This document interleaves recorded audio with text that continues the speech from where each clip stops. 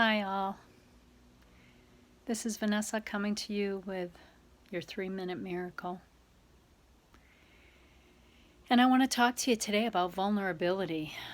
You know, this picture right here, I have it here on purpose when I do my videos because it helps me to remember one of my previous very momentous, deep experiences with free hugs, but also it reminds me of my own vulnerability.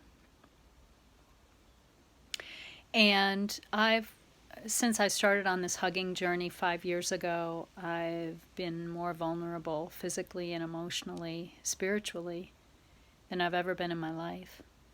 Standing in front of strangers with my arms open for hugs, including when I'm blindfolded, has brought about some brilliant openings for me.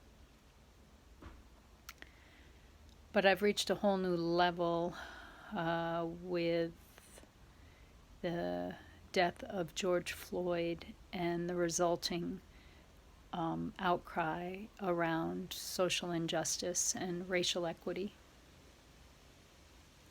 And I have considered deeper ways and even more bold ways to be vulnerable.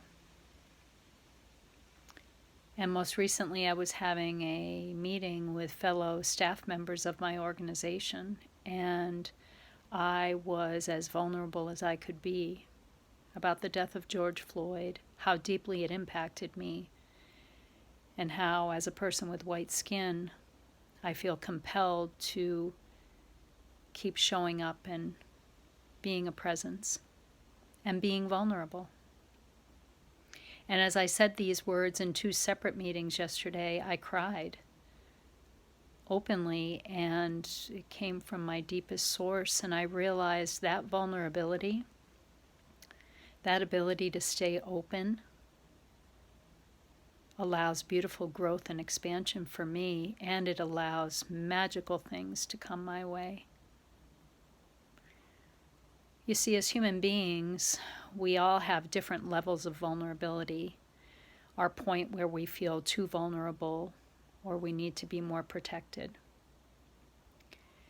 And what I've come to understand, even though it's counterintuitive in this physical realm, is that the more vulnerable I am, the more brilliant my life becomes, not the opposite.